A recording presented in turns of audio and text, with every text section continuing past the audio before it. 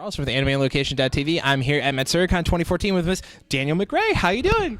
I'm doing good. How are you doing? I'm doing actually pretty fantastic. So it's been a year since the last time we got to talk to you. It was at A&G Ohio 2013. How have you been since then? Been really good. Very busy, very fortunate, and very happy. Great. And all right, let's hear about some of the new projects in anime. We have Ganta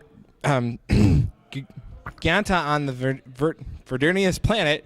Tell us about this series, and I probably butchered that name. That's a mouthful. It's a hard one. So Gargantia was something I auditioned for about a year ago.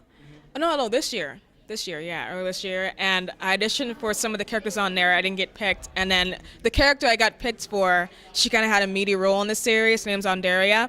And I was very honored to play her because she's like kind of like pirate-like and very cool. And she was kind of like a bad person going after her sister. And I would never do that.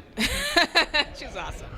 Now, moving on to video games, tell us about Earth Defense Force 2025 and how working on that game takes place in the future. You know, it's only technically not all that far away, so what's it like? Are we going to see giant bugs running around the city?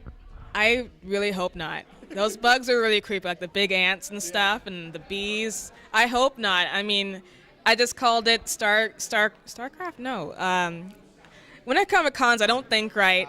So, I know what you're talking about. Starship Troopers. Yeah, it had something with a star in it. But I really hope that doesn't happen. I'd be really scared. I wouldn't know what to do. Alrighty, and tell us about the video game Attiler, Esha, and Logi. That game was a fun one because I got called to come in and kind of voice one of the main characters for that. Her name's Thoria Hazelgrim, and she has earrings as a weapon. So I thought that was already cool already. Like, wow, she uses her earrings. So it's almost like her earrings are like a little wand. Like, she just uses them, and she just does pew, pew, pew. Little magical spells come out of it. So it's interesting. I love the pew, pew, pew. Pew, pew. So we're going to jump into your big popular game being the League of Legends. It's been picking up on popularity. You know, they had the World Championships in the LA Staples Center, which I think it was like 40 to 80,000 fans packed it. And it's been just growing and growing and growing. And you were part of that initial cast of people.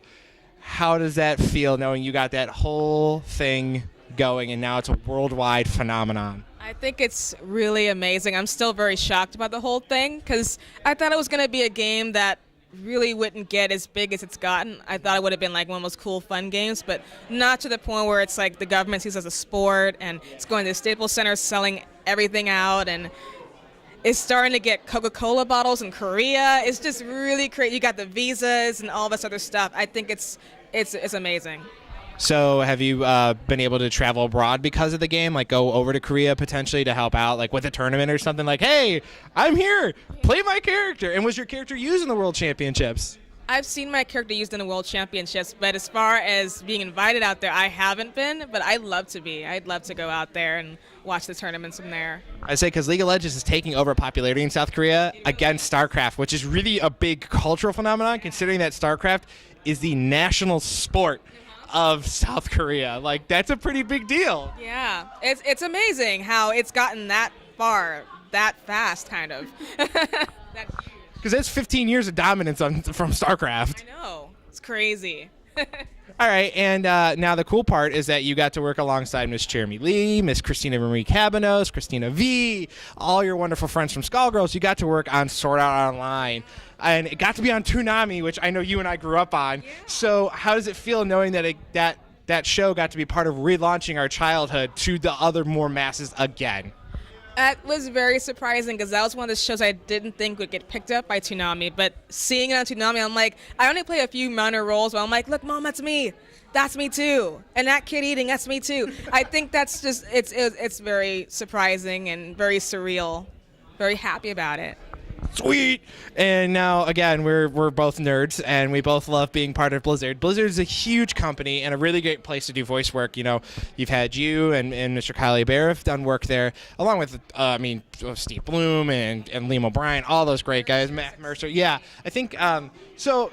You got to be in the huge Project World of Warcraft, and you know that the newest current thing is they're going to go into the Draenei and all that. So do you hopefully want to come back and play some more roles in that, and also any other Blizzard projects you would hope to be part of? Yeah,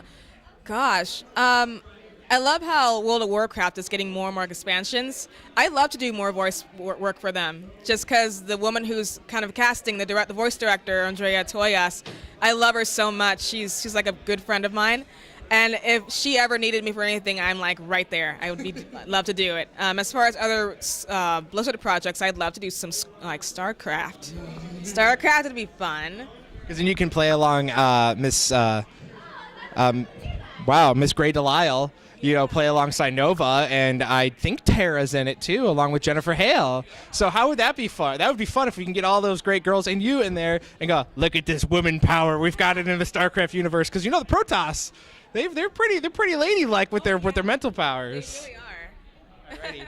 So, and then Skullgirls never stops growing. It never stops having a huge fan base. And it's moved on to other platforms, as you know, the PS3, the Xbox 360. Now it's going to potentially move on even further. So what's it like knowing that you, again, were a starting force in the whole thing? I mean, I think you were like really 4 or 5, like the 4th or 5th character announced in the entire series? Yeah, I think it was like the 5th character announced. And honestly, I didn't think that game would take off either. It's crazy because when I first started voice acting, my first role was in League of Legends, and then after that went from World of Warcraft, and then after that was Skullgirls. And I'm like, is this supposed to happen like this quickly? Like, what's happening here? I don't understand. So I feel very humbled about all of this. I didn't know all these games are I knew World of Warcraft was already big, but League of Legends and Skullgirls, especially Skullgirls, I didn't think they're going to get all the way up there. And I think what changed things for me was the whole charity drive. And like we almost raised like $1 million, and I'm like, oh my gosh, it's crazy. It's huge.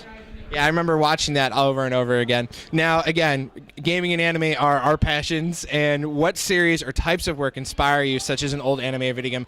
I know that I grew up on Gundam Wing and Sailor Moon, and when you talked about throwing the earrings, I'm like, Tiara time! Like, that's what it reminded me of. So, what old school anime would you say definitely inspired you, or old video games that made you really go, okay, I want to sit down and I want to finally put myself in this environment? Well, for anime, it has to be Sailor Moon. That was my very first time I watched anything like English dubbed. So when I first heard that, I'm like, oh, it's so cool. And around that time, I wanted to do like some sort of voice acting.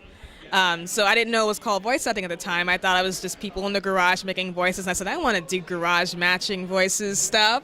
And as for video games, Metal Gear 1. That was the very first game I played that I actually noticed voice acting in. And then Jennifer Hale, who we're actually good friends now, I'm like, she's amazing. I want to do this. And she kind of inspired me to do this whole thing. So I really thank her and thank everything that I've grown up with, anime and video games, from getting me to this point. I say Jennifer Hale's a really good friend of ours, so we love hearing about that. Now, we know the pesky NDA is sitting there, and you have to sign those every time. What do you have on the docket you would love fans to know about to come check out? Oh, gosh. Well, there is one that I can talk about, and it's in development. There's a game called Faceless, and that one is pretty much like the story of Slender Man. It's kind of like a Slender Man origin story. It's an indie game. Yeah. So I'm currently working on that, and I'm actually given the okay to talk about that. There's an anime that I really want to talk about, and I'm working on it again Tuesday. And okay, cool. Gosh, but there's some more stuff. All right. So look out for it. Now, I know you have an awesome Facebook page to contact you on and an awesome Twitter page. Is there any other way fans can keep track of you? And on top of that, any awesome messages for your lovely fans out there? Yeah, well, first I want to give the message to the fans. Thank you guys so much for the support. Without you guys, I don't know where I'd be. And a lot of people could suggest me to cons. I feel that's very awesome because I'm not used to stuff like that. I'm still like that little noob in the corner, like, oh, you're asking me to come to this thing? Okay. So I'm just very surprised and blown away by the whole thing. And as far as I'm ADDing, I forgot the question, the other one. Any way to keep up with you? Contacts, yeah. Well, I have a Twitter page at Danielle MCVO. I have a Facebook page at Danielle Voiceover Artist, VO Artist, and a website at Danielle McRae, VO.com. I had to say it like piece by piece. Alrighty. Thanks so much for coming on and talking with us here at Matsuricon. Thank you so much. Thank you very much for having me.